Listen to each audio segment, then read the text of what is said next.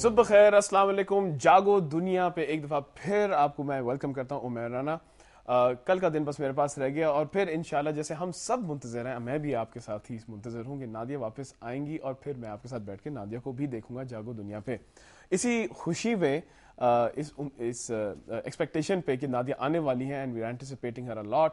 بہت ساری ہمیں میلز بھی آ رہی ہیں. سب سے پہلے تو میں I think from the entire broadcast team کو نادیہ کہہ رہے ہیں Nadia please come back, we really missing you. اور ہم آپ کے والد صاحب کے لیے دعا بھی کر رہے ہیں اور ایک شکایت بھی لگانے کے انوار بہت تنگ کر رہے ہیں. دوسری ایک ہمیں ای میل بھی آئی ہے ایک بہت ہی شہید ہے محمد ابراہیم کی کہ Nadia we are missing you these days and we pray for your father's health. Monday show with Bilal بھائی was excellent. I was really happy کہ انہوں نے مسلمانوں کی اس پوزیشن کو کلیریفائی کر دیا جو مسٹر مائیکل نے کہا تھا. بلال بھائی زندہ باد. Yes his each and every word touches heart. بے شک that's why we keep requesting you and we wish you the best of luck. ساتھ ہی ایک اور ای میل ہمارے پاس آئی ہے. Dear Umair Rana you doing an excellent show. Thank you very مچ.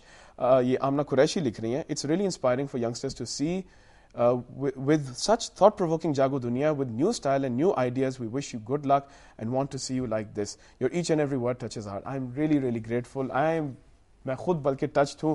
آمنہ آپ نے اچھے الفاظ سے استعمال کیے.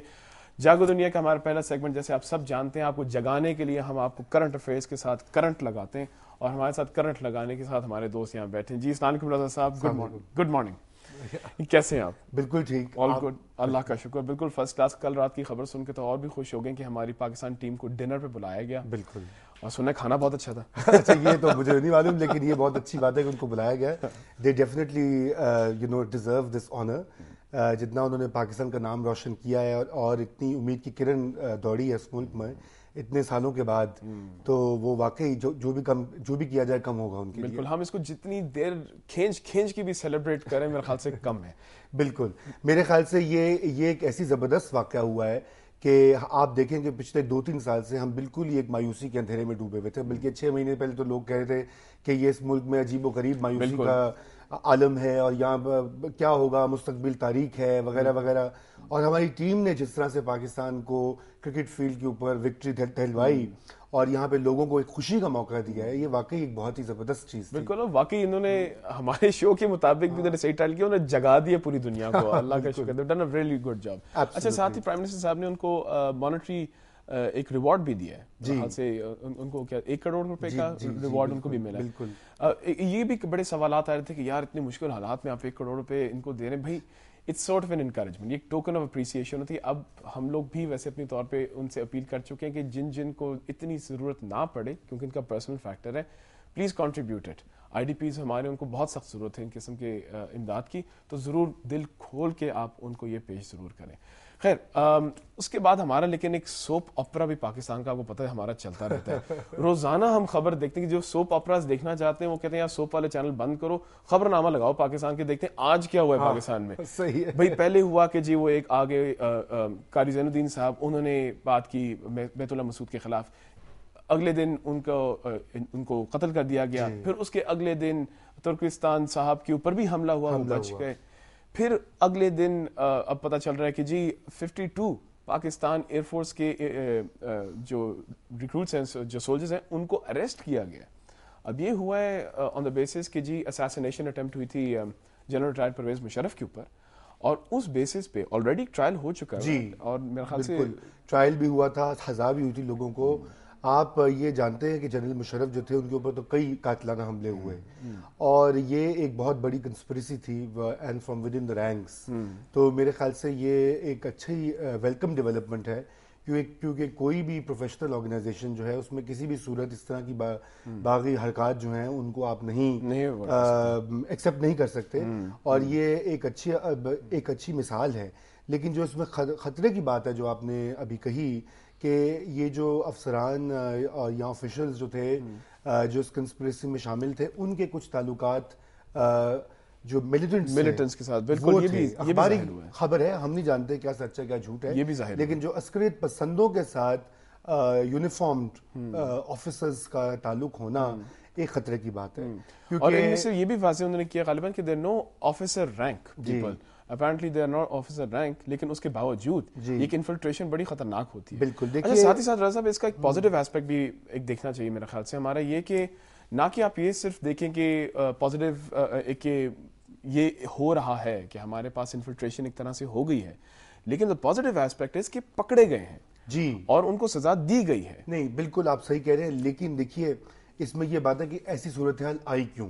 اس کی وجہ یہ ہے کہ جو بھی سرونٹس آف دا اسٹیٹ ہوتے ہیں وہ ایک حلف اٹھاتے ہیں کہ وہ سیاست میں حصہ نہیں لیں گے. اچھا، ایک اور اسی سے ریلیٹڈ تھوڑا فیکٹر، ہمارے گزشتہ رات کو لاہور اور اسلام آباد میں ہائی سیکیورٹی الرٹ بھی رہا ہے اور بڑے چھاپے بھی مارے گئے ہیں، دہشت گردوں کو کسی طرح اریسٹ بھی کیا گیا.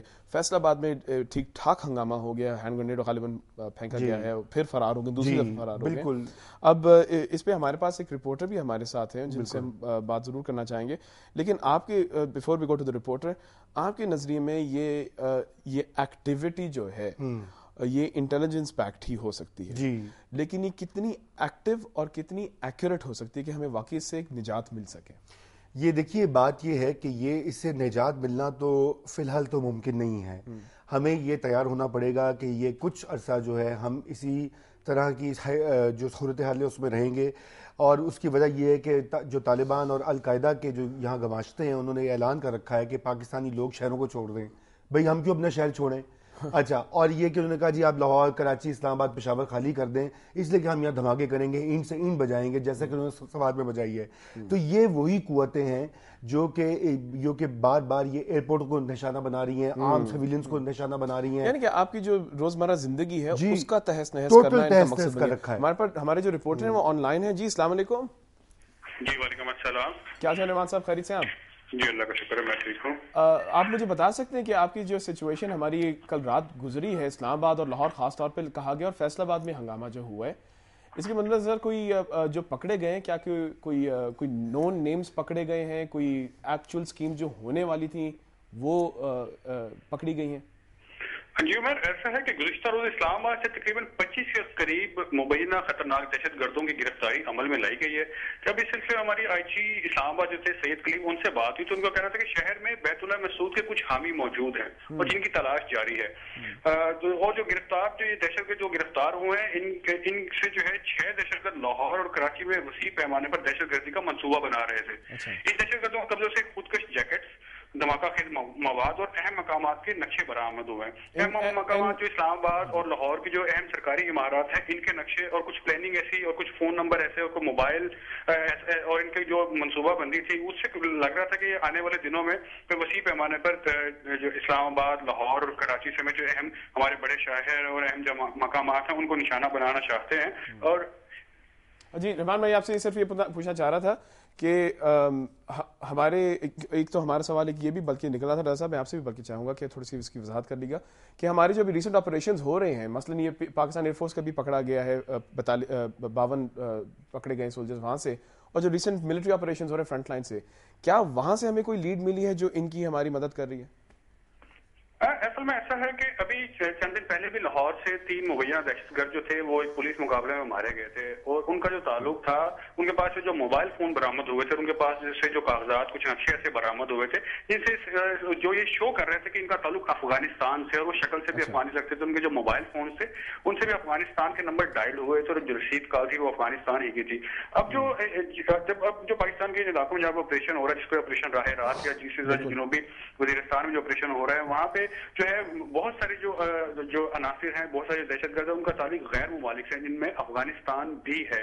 تو اسی طرح ان کا تعلق بھی انہی سے بتایا جاتا ہے کہ جو گزشتہ رات جو گرفتار ہوئے ہیں، گزشتہ دن اور پچھلے ایک ہفتے سے جاری سرچ آپریشن کے دوران جتنے بھی لوگ گرفتار ہوئے ہیں، کیونکہ یہ وہی لوگ ہیں جو پاکستان میں امن و امان اور سلامتی نہیں چاہتے ہیں. وہ پاکستان کو دنیا کی نظر میں ایک دہشت گرد ملک قرار دلوانا چاہتے ہیں. ان کی پوری کوشش ہے جس کو پاک فوج ہماری اور ہماری جو عوام ہے مل کر ان کے منصوبوں کو انشاءاللہ خاک میں ملاتی چلی آ رہی ہے اور آئندہ بھی انشاءاللہ چند دنوں میں اس کو کلیئر کر دے گی. بالکل صحیح رحمان صاحب، ہماری بھی دعائیں بالکل اسی طرح کی ہیں، پاک فوج کے ساتھ بھی ہیں، ہماری عوام بالکل متحد ہے.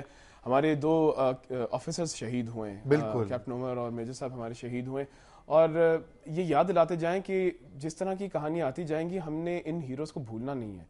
ان کی شہادت جو ہے یہ سننے کو تو خبر ہے لیکن کوئی قریب سے بھی محسوس کرے تو اس کو اندازہ ہوتا ہے کہ یہ ایک عجیب سا مسئلہ ہے کہ ایک فخر بھی ہوتا ہے اور ایک دکھ بھی ساتھ ملتا ہے، اور کوئی ایسی آپ قیمت نہیں لگا سکتے کسی بھی انسان کو جس کو کہیں کہ جاؤ اور اس گولی کا سامنا کرو. اور اس قیمت کی بدولت ہم صرف اور صرف یہ کہتے ہیں پاک فوج زندہ باد، تمہیں سلام ہے. رضا صاحب بہت بہت شکریہ فار انلائٹننگ آور آڈینس. سارے آپ نے چیز شیئر کی ہمارے ساتھ، اور امید ہے آپ اس بریک کے بعد پھر ہمارے پاس واپس آئیں گے. آپ کے ساتھ آپ کے لیے 2 بہت ہی زبردست گیسٹ انتظار کر رہے ہیں، کہیں نہ جائیے گا.